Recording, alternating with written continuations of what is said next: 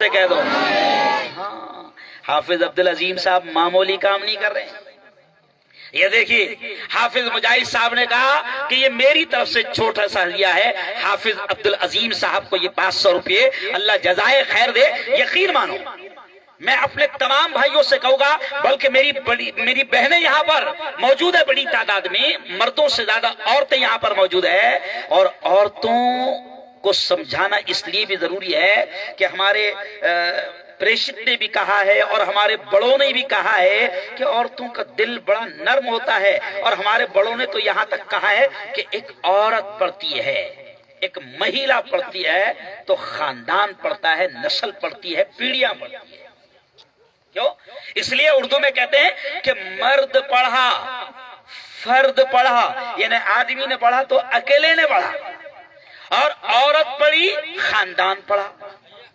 آج عبد العظیم صاحب نے ہماری بیٹیوں کو تیار کیا بہترین انداز میں. ہماری بیٹیوں نے یہاں پر آ کر تقریر کی سیرت النبی پریشد محمد کے بارے میں. حضرت مولانا محمد علی صاحب نے آپ کو بات بتایا کہ وہ رحمت للعالمین بن کر آئے، کرپا بن کر آئے، دیا بن کر آئے، مہربان بن کر آئے، دیالو اور کرپا بن کر آئے. پوری دنیا کے لیے، پوری انسانیت اور پوری مانو جاتی کے لیے کرپا بن کر آئے، رحمت بن کر آئے. اسی نبی نے اور اس نبی پر اترنے والے قرآن نے. میرے بھائیوں، ناندرا کولی کی میری بہنوں، سنو پوتر قرآن کیا کہتا ہے. پہلی جو آیت میں نے آپ کے سامنے پڑھا، پوتر قرآن یہ کہتا ہے یا ایھا الذین آمنوا قوا انفسکم، اے وہ لوگوں جو ایمان لے آئے بچاؤ اپنے آپ کو. دیکھو اللہ کہہ رہا ہے، ہمارا مالک کہہ رہا ہے، ہمارا پالنے والا کہہ رہا ہے، ہمارا خالق کہہ رہا ہے. کیا کہہ رہا ہے؟ بچاؤ اپنے آپ کو اور اپنے اہل و عیال کو، اپنے گھر بار والوں کو، اپنی اولاد کو جہنم کی آگ سے. نرک کی آگ، وہ جہنم کی آگ. ہمارا خالق، ہمارا پیدا کرنے والا، ہمارا مالک ہم سے یہ کہہ رہا ہے کہ اپنے آپ کو بھی جہنم کی آگ سے بچاؤ. کوئی ایسا کام نہ کرو کہ تم نرک کا حصہ بنو، جہنم کا حصہ بنو، خدا کے غصے اور غضب کا حصہ بنو، عذاب کا حصہ بنو. خدا کہتا ہے کہ اپنے آپ کو بھی، او میری بہنوں، رب کہتا ہے کہ اپنے آپ کو بھی بچاؤ اور اپنی نسل اور اپنی اولاد، اپنی پیڑھیوں، اپنی اولاد کو بھی جہنم کی نرک کی آگ سے بچاؤ. تو اس کا طریقہ کیا ہوگا؟ آپ اور میں، میرے بھائیوں، اللہ کا شکر ہے، خدا کا شکر ہے، اس مالک کا کرم ہے کہ ہم کو اس مالک نے اولاد دی ہے. جن کو اولاد نہیں ہوتی ہے نا، دیکھو وہ کیا کیا کرتے ہیں اور کتنے پریشان رہتے ہیں. خدا نے ہم کو اولاد دی ہے تو یاد رکھو یہ اولاد اللہ کی بہت بڑی نعمت ہے. اور کل جب اللہ کے دربار میں حاضری ہوگی تو اللہ یہ بھی سوال کرے گا کہ بتا اولاد دیا تھا، ان کی تربیت کا، تعلیم کا انتظام کیسے کیا تھا، ان کی شکشا کا انتظام کیسے کیا تھا. ان کو موالی بنا دیا تھا، ان کو شرابی بنا دیا تھا، ان کو لٹیرا بنا دیا تھا، ان کو ڈاکو بنا دیا تھا، ان کو مانو جاتی کے لیے دشمن بنا دیا تھا. آپ دیکھیں کہ کتنے بچے ہیں جو آج غلط راہوں پر جا رہے ہیں. میں ابھی پورے ملک میں نشہ مکتی پر کام کر رہا ہوں. جب میں دمن گیا، مولانا دمن میں آپ جانتے ہیں سمندر کے کنارے ایک خوبصورت گاؤں ہے دمن، اور دمن میں شراب اتنی عام ہے کہ پان ٹپری پر بھی ملتی، کپڑے کی دکان پر بھی ملتی، سائیکل کی دکان پر بھی ملتی. شراب عام ہے. اب گجرات میں بین ہے تو پینے والے کہاں جاتے ہیں؟ دمن جاتے ہیں.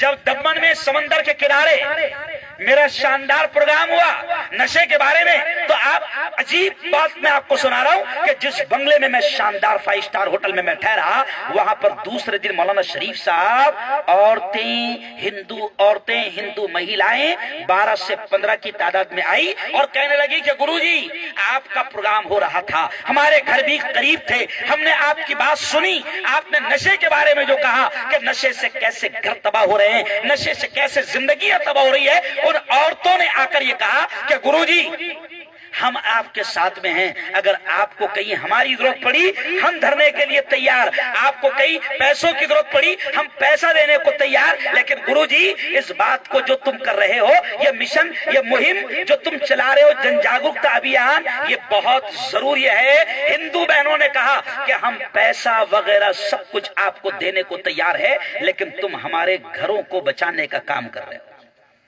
آج چھوٹے چھوٹے بچے آپ دیکھو نشے کا شکار ہوئے. کیوں بھائی؟ ایم ڈی نشہ, ڈرگس کا نشہ, نہ جانے کیسے کیسے نشہ کر رہے ہیں. چلو نشہ, بلکہ میں یہ کہہ دوں تربیت کی بات کر رہا ہوں کہ چلو نشہ. نشہ صرف وہ نہیں ہے جو بوتلیں ہیں. لوگ بولتے نشہ شراب میں ہوتا تو ناشتی بوتل.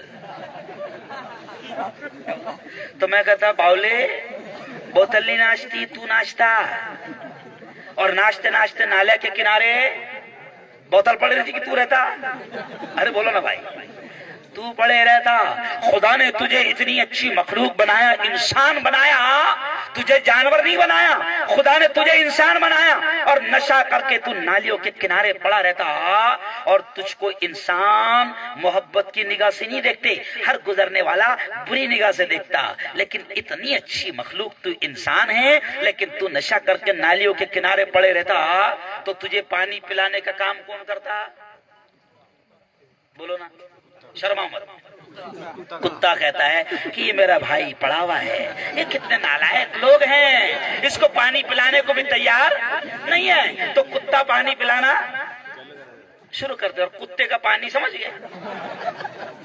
تو ہنستے ہنستے بڑی بات کہہ رہا ہوں, اگر آج ہم نے بچوں کی اچھی شکشا, اچھی تعلیم, اچھی تربیت کا انتظام نہ کیا تو یہ بچے آج ان کی زندگی تباہ ہو جائے گی. اس لیے میں آپ سے کہہ رہا ہوں, آج آپ دیکھو کئی لوگ, میرا ایک ویڈیو میرا وائرل ہوا تھا کسی جگہ, میں نے کہہ دیا کہ آج کیا ہو رہا ہے, کمارا 300 پڑیا کھارا 150. کمارا کتنے 300 اور پڑیا کھارا 150. ابھی میں نے ایک بچے کو سلام کیا, میری عادت ہے مولانا میں تھوڑا زور سے سلام کرتا ہوں. میں نے ایک بچے کو سلام کیا, السلام علیکم. تو ذاکر صاحب اس نے جواب کیسے دیا, وعلیکم السلام. مطلب کربا کیا ہوگا رے دیکھو. تو بولے مفتی صاحب منہ نہیں کھل رہا نا, مطلب پہلے تو بہت کھلتا تھا. کیا پڑیا کھارے. تو ان بچوں کی تربیت ہماری اپنی ذمہ داری ہے.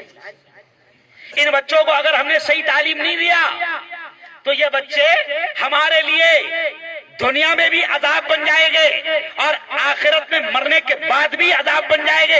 اور سنو میری بہنوں, سنو میری بہنوں, اگر ہم نے ان کو دین کی صحیح تعلیم اور تربیت نہیں دی تو اللہ کے دربار میں یہ بچے ماں باپ کو مجرم بنائیں گے. اے اللہ یہ میری ماں ہے, اے اللہ یہ میرا باپ ہے, اے اللہ میری ماں نے, میرے باپ نے دنیا کی ہر چیز میرے لیے کیا تھا, بنگلہ دیا تھا, 5-10 ایکڑ کھیتی بھی دیا تھا, اور خوب دیا تھا مجھے دنیا کا, ساری چیزیں دیا تھا, لیکن جو علم تیرے دربار میں مجھے کامیاب کرتا وہ علم میرے ماں باپ نے مجھے نہیں دیا تھا.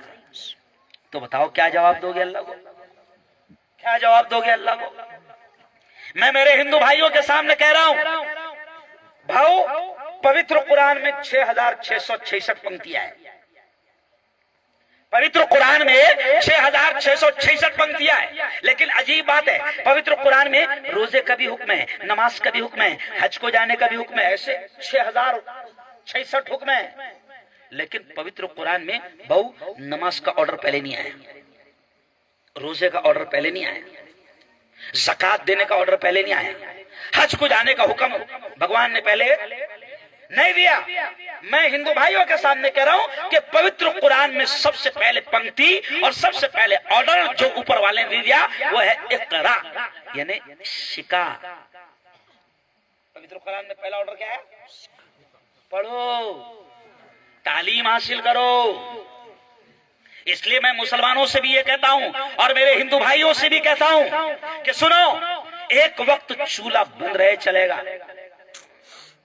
ایک وقت کھانا نہیں ملے چلے گا, لیکن اپنے بچوں کی اچھی شکشا, اچھی تعلیم کا انتظام کرو. بابا صاحب امبیڈکر نے بھی کیا کہا, 3 منتر بتائے. کیا بھائی 3 منتر؟ کیا؟ شکا اور کیا संगठित हुआ और क्या संघर्ष करो। बेडरूम में नहीं मिलने वाली कामयाबी, क्या करो संघर्ष करो और संगठित हो जाओ। मैं तो समझता हूं कि अब बाबा साहेब अम्बेडकर ने जो संगठित होने का कहा ना, पवित्र कुरान में साफ तौर से खुदा ने यह कहा है वला तनाज़उ, आपस में झगड़ना मत वरना कमजोर हो जाओगे। आज क्या हो रहा है, तालीम हासिल नहीं कर रहे तो अपने असल दुश्मन कौन है उनको पहचान में नहीं पा रहे। क्यों भाई, तालीम हासिल नहीं कर रहे तो असल दुश्मनों को पहचान नहीं पा रहे। अभी देखो गुजरात के मोरबी में खतरनाक हादसा हुआ, अल्लाह की कसम दिल बहुत रोया, बहुत रोया। हादसा हुआ, वजह क्या, करप्शन। क्या करप्शन, घोटाले। ब्रिज के 200 करोड़ रुपए, 2 करोड़ रुपए ब्रिज के मरम्मत को दिए गए, हुआ नहीं। आखिर 141 लोगों की जान चली गई। एक, मैं सिर्फ ये नहीं कह रहा हूं बल्कि हिंदू भाइयों का छठ पूजा का त्योहार था और उसी त्योहार में मुसलमान भाई भी शामिल थे, घूम रहे थे। एक घर से भाऊ, एक घर से मुसलमान के एक घर से 7 जनाजे उठे, बड़ा दुख हुआ। लेकिन सुनो, खुदा ने उसके जरिए से बताया, खुदा ने उसके जरिए से बताया 500 लोग उस पुल पर थे। कितने लोग, 500। 141 की मौत हुई और आप सुनकर ताज्जुब करेंगे कि 4 मुसलमानों ने 200 लोगों की जान बचाई। हुसैन पठान, तौफीक, नईम शेख, आज पूरी दुनिया में वो छा गए। लेकिन मैंने गुजरात वालों को ये पैगाम दिया कि देखो इस वक्त गुजरात में इलेक्शन है और जैसे इलेक्शन करीब आया तो हिंदू मुस्लिम चालू हो जाती। जैसे राहत इंदौरी ने शेर कहा था, राहत इंदौरी बड़ा मशहूर शायर था, तो उसने कहा था सरहदों पर बहुत तनाव है क्या।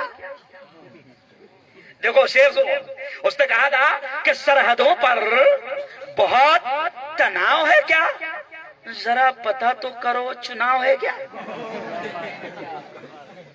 जरा पता तो करो। अब गुजरात में इलेक्शन है, नफरतें शुरू हो गई थी। खुदा ने 4 मुसलमानों के जरिए से 200 लोगों की जान बचाकर, मैंने गुजरात में कहा, हिंदुओं से भी कहा, मुसलमानों से भी कहा कि वो हमारा पैदा करने वाला हमको बता रहा है कि अपने असली दुश्मनों को पहचानो कौन है जो हमको लड़वा रहे हैं। अच्छा, ये लड़ाई भी कब खत्म होगी, ये मुल्क भी कब विकास होगा, जब शिक्षा आएगी, है ना। लेकिन अभी मुल्क की बड़ी बुरी किस्मत है, 12वीं फेल शिक्षा मंत्री बन रहा। क्या बन रहा, 12वीं फेल, हजरत 12वीं फेल है और मंत्री का आगे बन रहे एजुकेशन मिनिस्टर 12वीं। ओ मेरे यार, इसलिए ऊपर वाले ने सबसे पहले काहे का हुक्म दिया, इक़रा पढ़ोगे तो ऑटोमेटिक सारी चीजें समझ में आएगी। क्यों पढ़ोगे तो ऑटोमेटिक सारी चीजें समझ में आएगी। असल दुश्मन कौन है वो समझ में आएगा, विकास का दुश्मन कौन है समझ में आएगा, एकता का, प्यार का, मोहब्बत का, अमन का, शांति का दुश्मन कौन है वो समझ में आएगा। आज नादरा कोहली को मैं इतने मूड में क्यों आ गया हूँ मालूम है आपको, हालांकि इतने कम मज में मूड में आ सकता है क्या बोला, हजारों के बैठे, लेकिन मैं मूड में क्यों आया मौलाना, आज नांद्रा कोहली की एकता को देखकर मैं मूड में आया। जोरदार तालियां बजा। मदरसे का प्रोग्राम, जाकिर भाई प्रोग्राम का है मदरसे का, हिंदू भाई मौजूद है, हालांकि बेचारों को 99% कुछ भी नहीं समझाऊंगा, सच्ची बात बोल रहा कि नहीं, दिल की बात बोल रहा लेकिन आज मौजूद है मौलाना अली साहब, मौलाना अब्दुल्ला साहब, आज हिंदू भाई इलाके के जिम्मेदार मौजूद है। तो ये इस बात का सबूत है, अदालत इस नतीजे पर पहुंची कि यहाँ नफरती शैतान कामयाब नहीं होंगे। अदालत इस नतीजे पर पहुंची कि नफरती चिंटू यहाँ कामयाब, अरे बोलो نہیں ہوں گے، اور یہی ہمارے ملک کی شان ہے۔ اس لیے ہمارے ملک کو کہا گیا تھا سارے جہاں سے اچھا ہندوستاں ہمارا، ہم بلبلے ہیں اس کی، یہ گلستاں ہمارا۔ مذہب نہیں سکھاتا آپس میں بیر رکھنا، ہندی ہے ہم وطن ہے ہندوستاں ہمارا۔ اس لیے اب بات کو سمیٹتے ہوئے کہوں گا کہ ناندرا کولی والو سب سے زیادہ محنت کرو، اپنے بچوں کی اچھی شکشا، اچھی تعلیم، اچھی تربیت۔